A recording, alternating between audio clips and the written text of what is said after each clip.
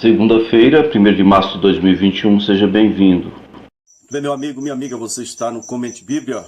Vamos dar seguimento aqui às narrativas que temos postado na segunda, quarta e sexta-feira. A Bíblia em ordem cronológica, tá bom? Passamos aí o momento em que todo o livro de Provérbios foi escrito. Terminamos o último vídeo falando sobre o declínio de Salomão. E no último vídeo, para quem quiser dar uma olhadinha, lá explica bem direitinho qual foi o motivo da queda, do declínio do grande rei, o grande sábio, o homem mais rico e mais sábio do mundo, que acabou caindo, né? Vamos então em primeiro livro dos Reis, capítulo 11, no versículo 14, onde vai falar exatamente do surgimento dos adversários. Até aqui, até esse momento da história aqui, Salomão ainda tinha paz, agora não. No entanto, agora ele começa, depois que ele caiu, começou a adorar a Astarote, vamos dizer assim, a Baal, a Milcom, a Moloque, os deuses daqueles povos ali próximos, né? Os hititas, dos moabitas, dos descendentes de Ló, né? Pronto. E aí o Senhor vai falar aqui, em 1 Reis 11, 14, que o Senhor levantou contra Salomão um adversário, Edomita. O nome dele é Haddad, não sei se você lembra. Haddad é da linhagem real de Edom. Está em 1 Reis 11, 14. Esse Haddad é o mesmo que na época do Davi fugiu, quando Davi, através de Joabe, tomou lá a cidade dele, fugiu para o Egito e lá foi recebido, muito bem recebido pelo rei do Egito. O rei do Egito deu a cunhada dele para casar-se com Haddad. Eles tiveram um filho e o rei do Egito cuidava desse filho como sendo seu próprio filho. Então, o que acontece? Salomão, vendo isso, resolveu casar com a filha do rei do Egito, porque se o rei do Egito deu a cunhada para casar-se com Haddad, que era inimigo de Israel, então agora o Salomão casou-se com a filha do rei do Egito, aquela que não aparece o nome em lugar nenhum, né? Foi um casamento totalmente político. Então, o primeiro que surge na história do Salomão aqui, depois da queda, o primeiro inimigo forte é o Haddad, que voltou assim que... ele vai voltar, no caso, assim que ele percebe que está ali, né? Davi morreu, Joabe morreu, voltou, mas agora ele voltou a ter a posição forte, vai ter a posição forte dele depois que Salomão morrer, aí ele vai realmente ter o domínio do que era dele antigamente. E o segundo inimigo forte se chama Rezon. Rezon está em 1 Reis 11, verso 23. Deus fez um outro adversário levantar-se contra Salomão. O nome dele é Rezon, filho de Eliada, que tinha fugido do seu senhor Hadadzer, rei de Zobá. Quando Davi destruiu o exército de Zobá, Rezon reuniu alguns homens e tornou-se o líder desse bando de rebeldes. Eles foram então até Damasco, eu estou falando de Síria, Damasco. E chegando em Damasco, eles se instalaram e assumiram o controle de Damasco, ou vamos dizer, da Síria. Rezon foi adversário de Israel enquanto Salomão viveu e trouxe-lhe muitos problemas, além dos causados por Haddad, e Rezon governou a Síria e ele foi hostil a Salomão e a Israel. Nós estamos falando num período da história, no ano 554. 554 a.C., Salomão aqui está com 49 anos. Lembre que ele vai morrer com 58, tá? 49 anos. Então é isso aí. Primeiro grande inimigo, Haddad. Segundo, Rezon. Veja que se você olhar no mapa de Israel, Haddad vai estar na parte sul. Edom é na parte sul, né? Sul e na parte leste. Olha isso, certo? O Rio Jordão até o Mar Morto. Na parte de baixo ali é onde ficam os edomitas. E a Síria, então, é lá na parte extremo norte. Os dois primeiros inimigos que Deus levanta contra Salomão, um está no extremo norte e o outro no extremo sul da Terra da Promessa. No caso, é o que mais tarde é dado como perdido, porque do leste, do Rio Jordão para a parte leste, lado direito aí, hoje em dia Israel não tem mais nada, ali é a Jordânia agora, não é?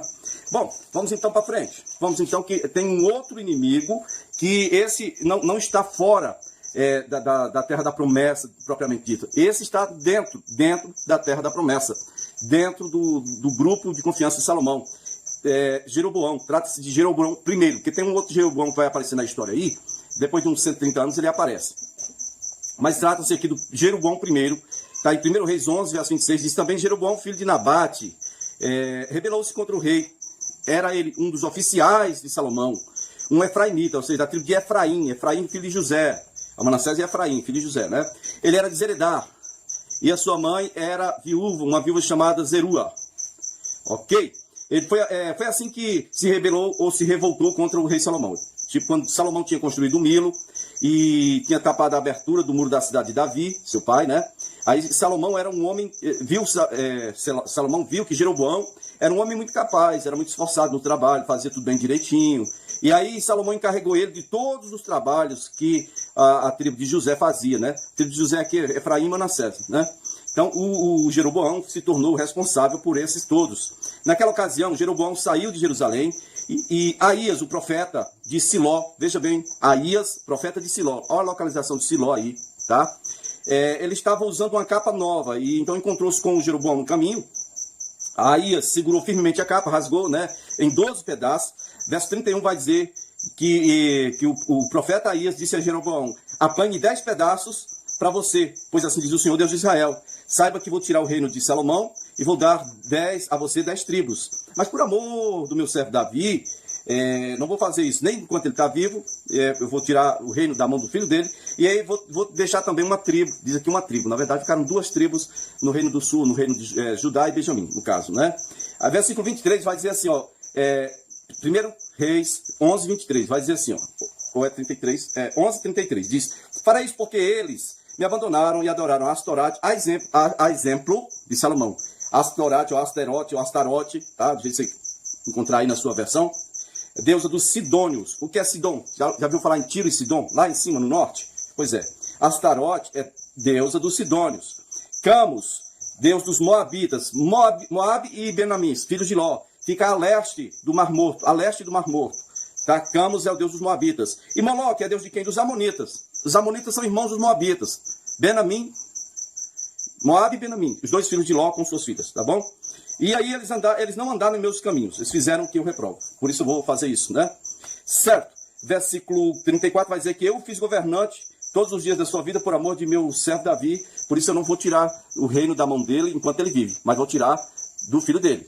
E verso 36 é onde diz que vou deixar Jerusalém com Davi, com os descendentes de Davi, para que Davi tenha sempre alguém no trono, né? Algum sucessor no trono, para que o represente diante de mim, tá bom? Aí no versículo 38, meus queridos, o profeta Aías ainda diz o seguinte para Jeroboão, diz assim, ó: se você fizer tudo o que eu lhe ordenar e andar nos meus caminhos e fizer o que eu aprovo, obedecendo os meus decretos, os meus mandamentos, como fez o meu servo Davi, eu estarei com você e edificarei para você uma dinastia tão permanente quanto a que edifiquei para meu servo Davi, e darei Israel a você. Humilharei os descendentes de Davi por causa disso, mas não para sempre. Salomão, então, soube desse negócio, né? Versículo 40 vai dizer que Salomão soube desse encontro do Aías com o Jeroboão e tentou matar Jeroboão. O que foi que ele fez? O Jeroboão fugiu para onde? Para o Egito, negada. É assim, apertou aqui e foi para o Egito. O Egito era um que peitava, né? Espera aí, tá debaixo da minha aba aqui, não mexe não, tá? Então, Jeroboão, servo de Salomão, efraimita, descendente de José, fugiu para o Egito. E o rei do Egito, Sisaque, que lá estava, né, acolheu ele. Fugiu para o Egito, para o rei Sisaque. E ele ficou lá. Jeroboão vai ficar lá no Egito. Ele vai permanecer no Egito até que Salomão morra. Ou seja, vai esperar somente 9 anos. Né? 9 anos depois ele volta para tomar posse. Então, nesse momento agora, nós estamos chegando ao ano 945 a.C., é onde é registrado na Bíblia o nascimento de Joiada. Quem é Joiada? Joiada é um dos sumos sacerdotes que vai ministrar no Reino do Sul, no caso, né, no templo, e ele é descendente de Arão, certo? Acho da linhagem de Eliezer. Salomão agora está com 53 anos, meu povo.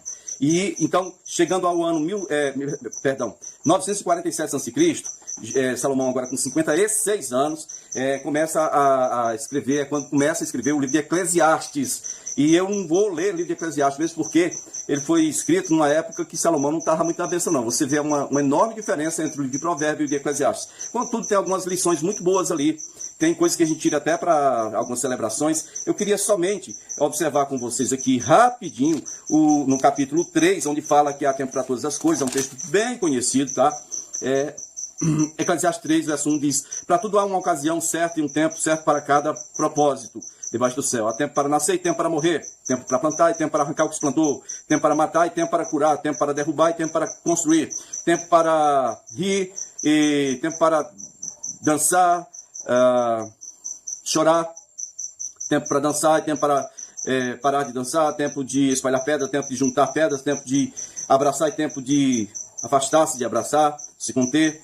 Tempo de procurar e tempo de desistir. Tempo de guardar, tempo de folgar, guardar e jogar fora, melhor dizendo. Tempo de rasgar e tempo de costurar. Tempo de calar e tempo de falar. Tempo de amar e tempo de odiar. Tempo de lutar e tempo de viver em paz. Bom, esse aqui é o 3. Se você olhar também o capítulo 6, se eu não estiver enganado, deixa-me ver aqui, que é coisa que eu não queria passar, não. Capítulo 9, você vai ver comigo lá no capítulo 9 de Eclesiastes, outra coisa muito interessante que a gente não pode deixar passar.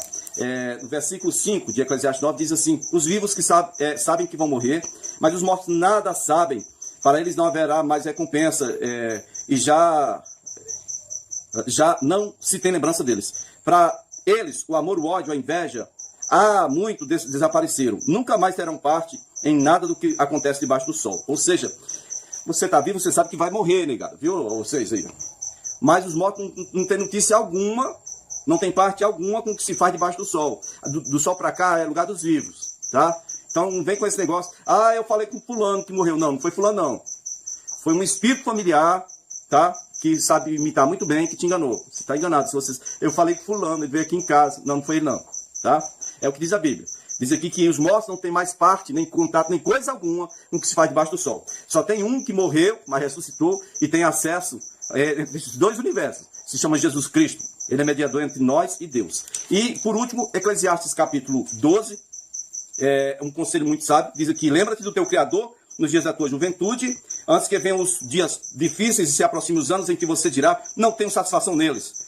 Antes que se escureça o sol e a luz, as estrelas e as nuvens voltem depois da chuva, quando as águas, né, da casa tremerem, os guardas da casa tremerem, e os homens fortes caminharem encurvados, quando pararem os moedores, por serem poucos, aqueles que olham pelas janelas, enxergarem embaçado. Ou seja, antes que você envelheça, lembra do Senhor agora. Não deixe para lembrar dele só quando você não tiver mais nenhum vigor físico para fazer alguma coisa para ele, não, tá? Porque com certeza quando você estiver nessa idade, você vai lembrar muito do Senhor. Porque hoje eu tô chegando aos 50 aí, eu lembro que quando eu era mais novo, eu olhava pro chão assim, caiu a caneta aqui, eu ia lá pegava rapidinho.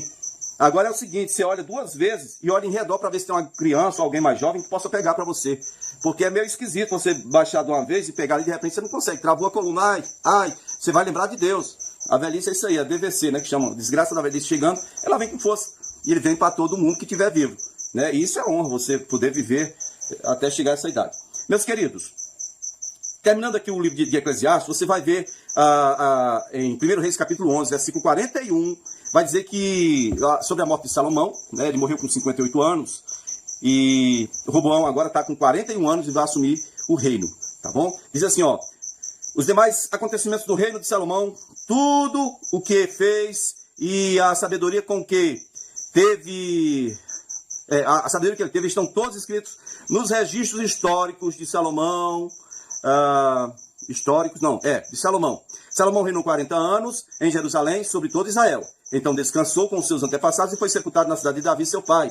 E o seu sucessor foi seu filho Roboão.